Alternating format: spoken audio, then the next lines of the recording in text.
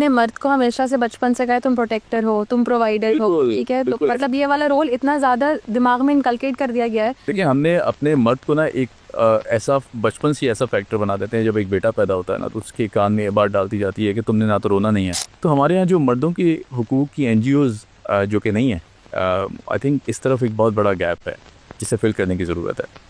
कि अगर एक मर्द के साथ कुछ होता है तो वो कहीं जाके हेल्प ले कर सके, बिल्कुल। चलिए, एटलीस्ट ऐसा नहीं तो आपको साइकेट्रिस्ट और साइकोलॉजिस्ट या हाँ रिपोर्ट तो कर सके कि मेरे साथ हुआ है।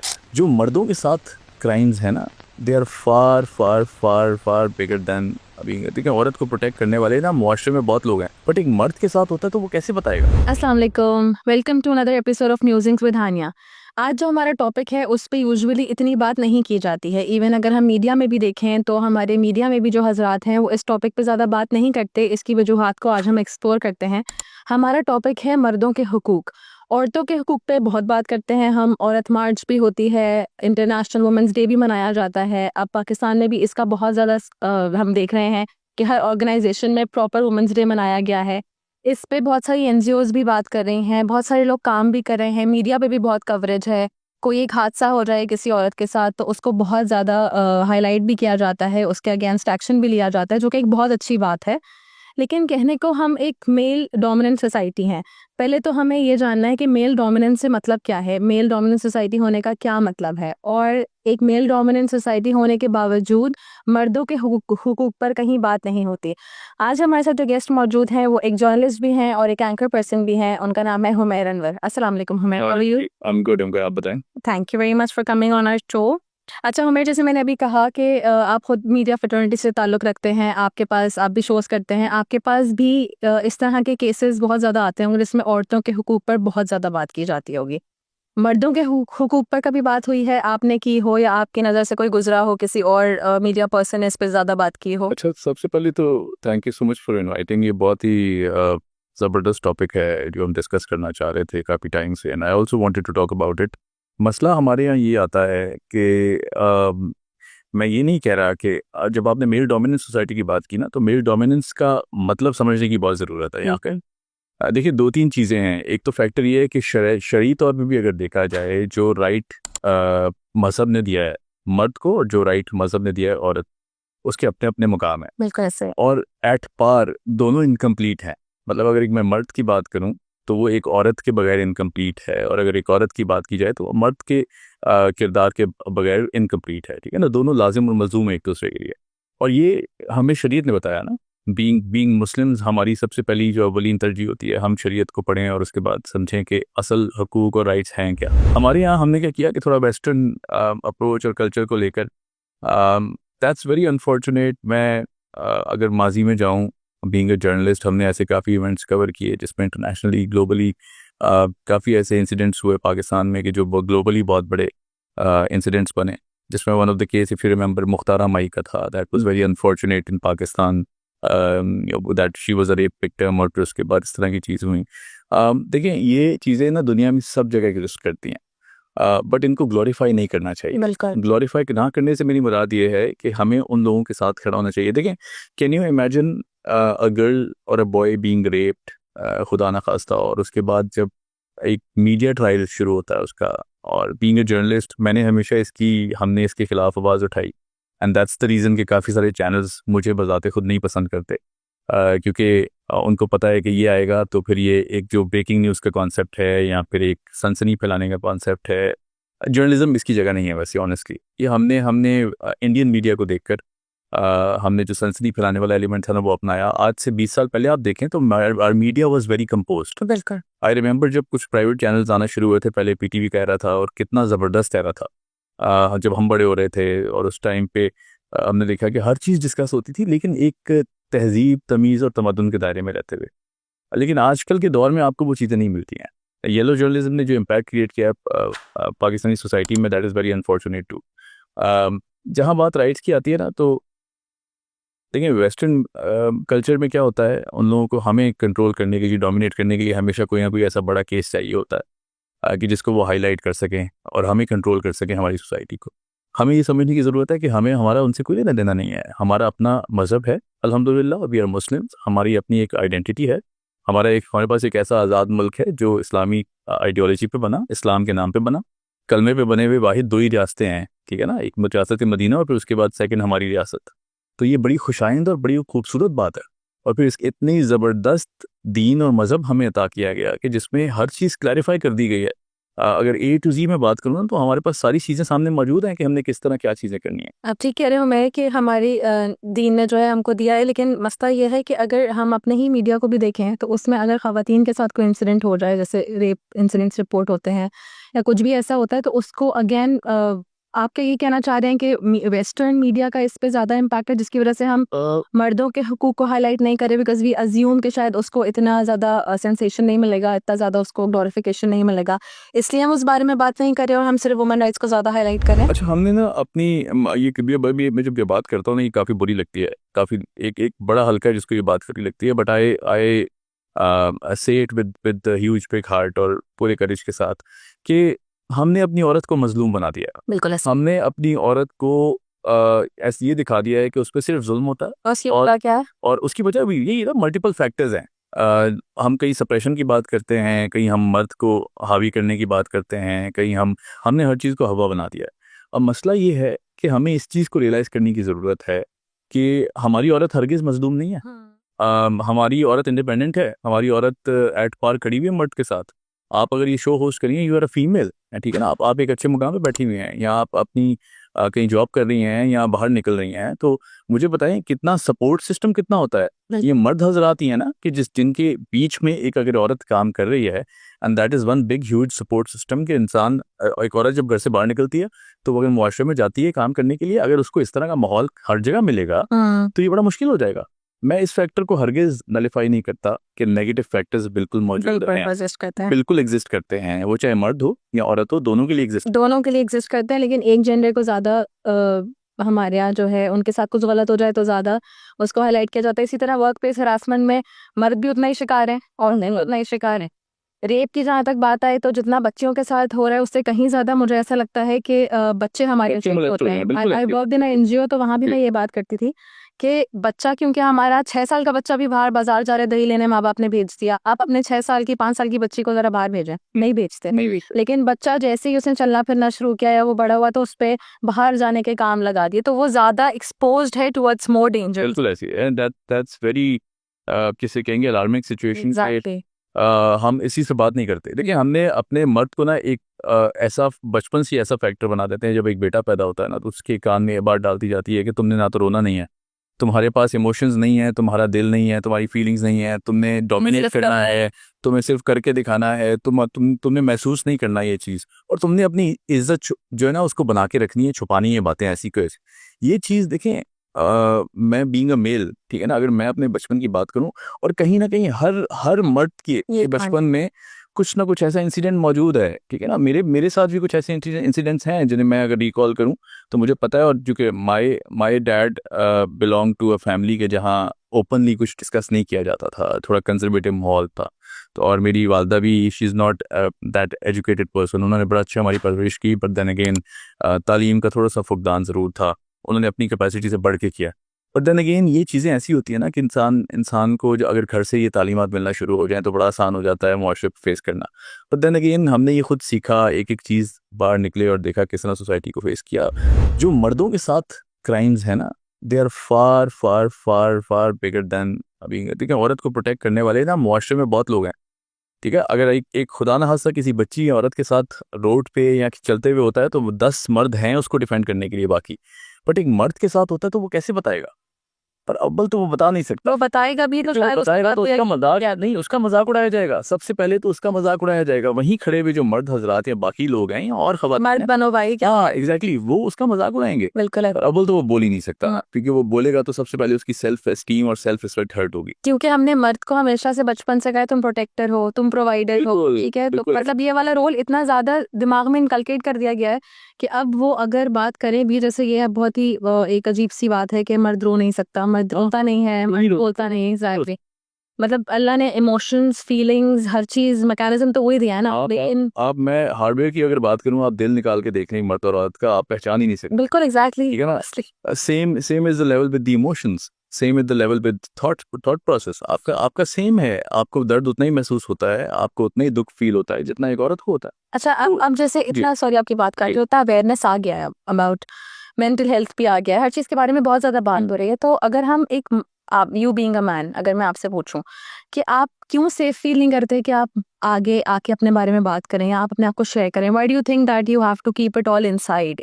इसका आप लोगों के दिमाग में क्या है? अच्छा देखिए, इसके ना 3-4 रीजंस हैं। पहली तो सबसे बड़ी रीजन ये है कि वही जो हमने बात की, अभी डिस्कस की, कि मर्द को सिर्फ वन वे जो कम्युनिकेशन है वो दी जाती है। सिर्फ बताया जाता है कि ये हो गया, ये हो गया, ये हो गया, ये हो गया, और तुम्हें उसको हल करना है, ठीक है। जैसे ही इंसान मर्द एक घर में घुसता है ना, तो उसके साथ उसके पास माँ भी है, बहन भी है, भाई भी है, उसकी बीवी भी है, उसकी बेटी भी है, उसका बेटा भी है। वो सब आगे उसको वन वे कम्युनिकेशन देते हैं।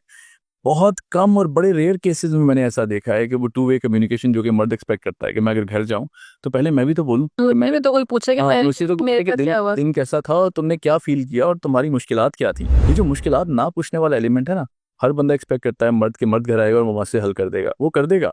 लेकिन एटलीस्ट अगर उसको एक कंफर्ट जोन देंगे ना, कि वो कंफर्ट जोन क्या है कि अगर उसको थोड़ा सा सुन ले, थोड़ा सा उसको, अगर आप आधा घंटा सुन लें, 1 घंटा सुन लें, तो वो 10 घंटे आपको सुनने को तैयार।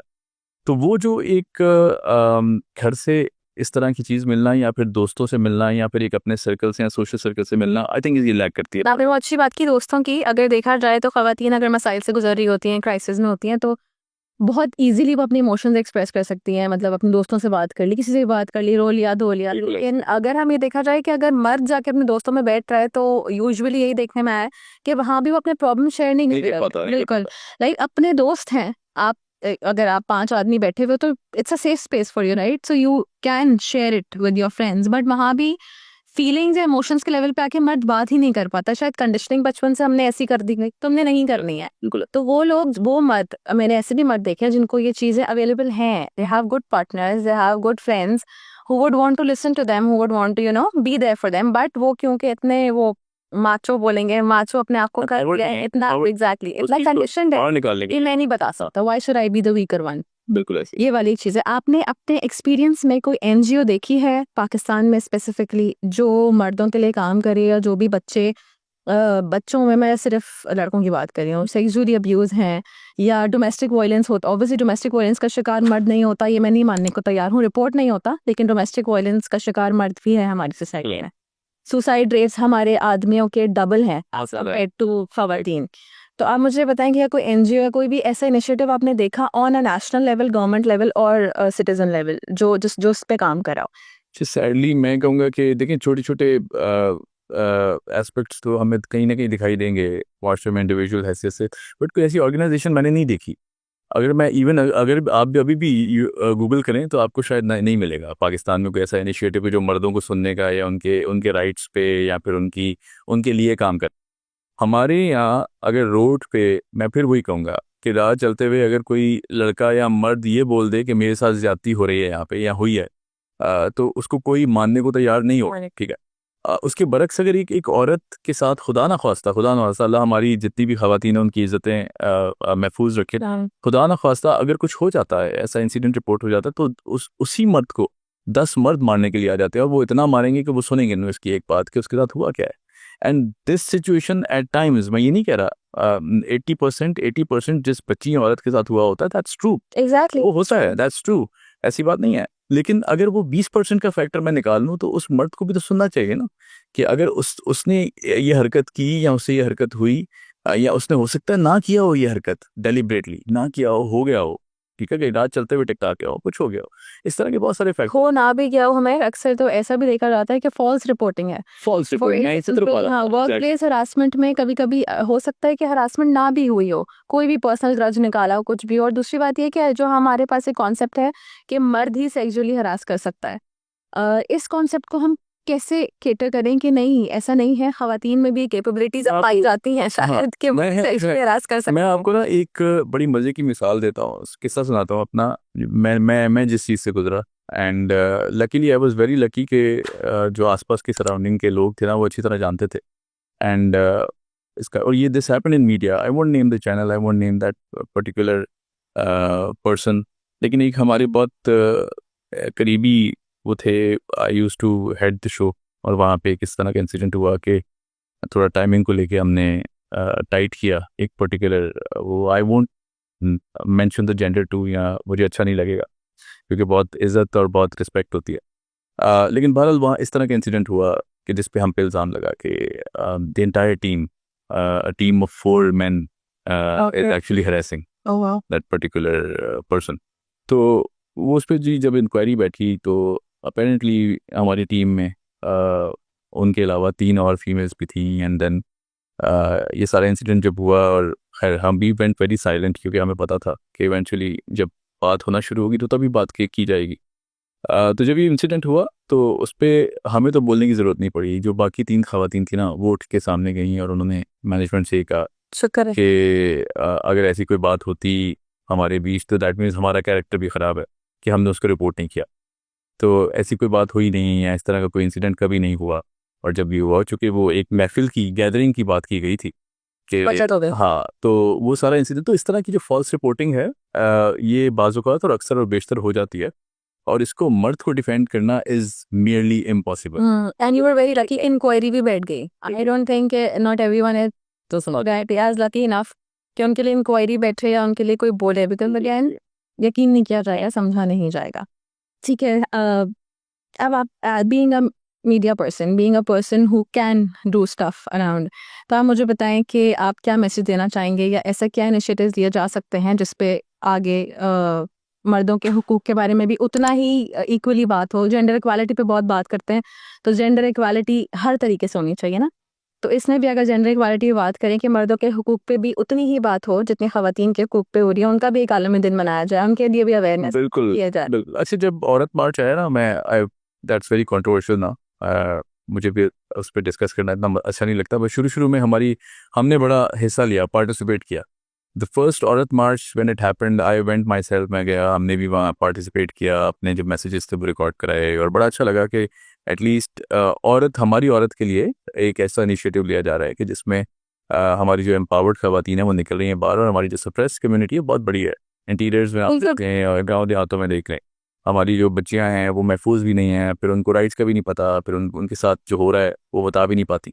तो ये बड़ा ज़बरदस्त हुआ, लेकिन with the passage of time वो कंट्रोवर्शियल होता गया, वो अपना ट्रैक जो था वो खोता गया, और जो लास्ट हुआ उसकी तो डायरेक्शन इतनी ख़तरनाक थी कि वो तो ये था कि मर्दों को सप्रेस करके मार दिया जाए सोसाइटी के अंदर, ठीक है ना, मर्द की कोई जगह नहीं है।